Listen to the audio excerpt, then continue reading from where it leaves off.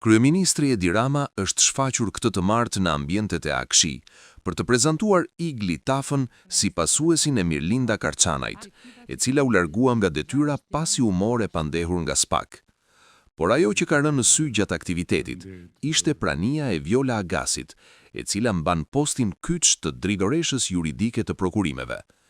Prania e saj në krah të kryeministrit përbën një sfidë të hapur ndaj drejtësisë, pasi ajo është motra e Ergys Agasit, biznesmenit të shpallur në kërkim nga SPAK pikërisht për aferat korruptive në këtë institucion. Dosja hetimore e prokurorisë së posaçme ka zbardhur një skemë të frikshme, ku AKSH ishte kthyer në një çiftlig personal për një grup individësh që diktonin fituesit e miliona eurove. Ndërkohë që Ergys Agasi kërkohet nga policia si personi që dyshohet se ushtronte ndikim të paligjshëm dhe ndërhynte në tendera, motra e tij, Viola, vazhdon të qëndrojë e palëkundur në krye të zyrës juridike që harton dhe miraton prokurimet.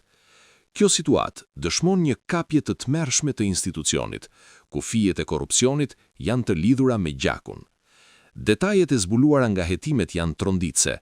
Rezulton se tenderat për të cilët Ergys Agasi akuzohet se urdhëronte deri në pengmarrje të rivalve, siç ishte rasti i Gerond Meçes, kalonin pikërisht në përduart e motrës së tij në AKSH.